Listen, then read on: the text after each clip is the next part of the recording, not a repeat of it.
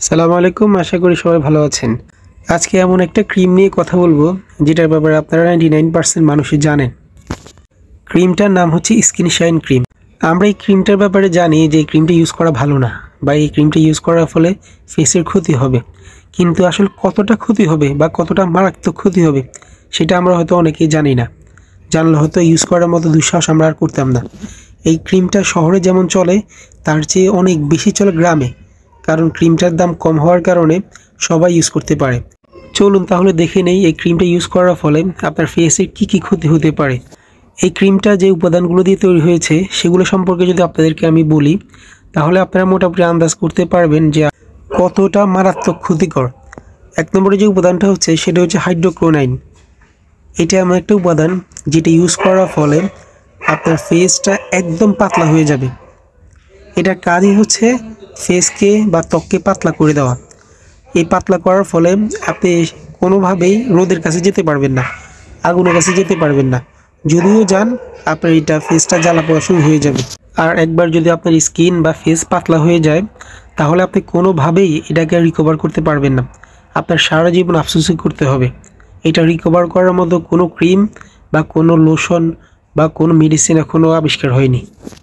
2 নম্বর যে উপাদানটা হচ্ছে ট্রেটিনয়েন। এটার কাজই হচ্ছে আপনার স্কিনকে শুষ্ক করা। আপনার স্কিনের যে একটা ময়েশ্চার রয়েছে, যে একটা আপনার সফটনেস ভাব রয়েছে, এটা সম্পূর্ণভাবে এটা দূর করে দিবে। এবং এটি ইউজ করার ফলে আপনার অ্যালার্জির সমস্যা অনেক বেড়ে যাবে এবং আপনার মুখে জ্বালা পড়া শুরু হবে।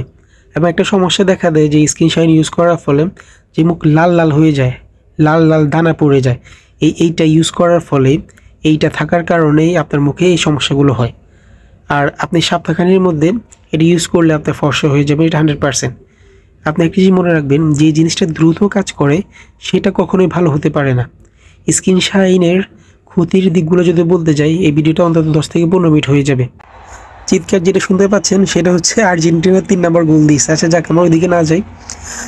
আর এই ক্রিমটা ইউজ না করতে অনেক ডাক্তার কিন্তু পরামর্শ দিয়ে থাকেন, কিন্তু আমরা কোনোভাবেই কারো কথাই শুনতে রাজি না। আমরা ইউজ করবো এটা, কারণ আমাদের কাজ করছে। আসলে স্বল্প সময়ের কাজের জন্য আমরা দীর্ঘ সময় স্কিনটাকে যে আমরা হারিয়ে ফেলতেছি, তাহলে সেটা আমরা অনেকেই ভাবছি না। কিন্তু একটা সময় যখন আমরা আফসোস করব, যখন আমরা বুঝতে পারবো আসলে যে আমরা খারাপ করেছি বা আমরা ইউজ করাটা আমাদের ঠিক হয়নি, তখন কিন্তু আমাদের কিছু করার থাকবে না। এখন অনেক আপুরে আপনি জিজ্ঞেস করেন, অনেককে জিজ্ঞেস করলে আপনারা বুঝতে পারবেন আশেপাশে যারা ইউজ করেছে তারা কিন্তু সবাই আফসোস করতেছে যে আসলে কী করলাম। এটা ইউজ করার ফলে আপনার চেহারার যে একটা ন্যাচারাল বিউটি, যে একটা গ্লোয়িং, এটা একেবারে নষ্ট হয়ে যাবে। আল্লাহ প্রদত্ত যে একটা সৌন্দর্য ছিল সেটা আর কখনো ফিরে আনতে পারবেন না। এখন আপনাদের মনে একটা প্রশ্ন জাগতে পারে যে SkinShine যদি এতই খারাপ হয়, সবাই যদি ইউজ করতে নাই বলে যে আপনি ইউজ করবেন না, তাহলে আসলে SkinShineটা বানানো হয়েছে কেন? আপনার পিছনে একটা জিনিস লক্ষ্য করবেন যে এটা সম্পূর্ণ ডাক্তারের পরামর্শে ইউজ করা লাগবে।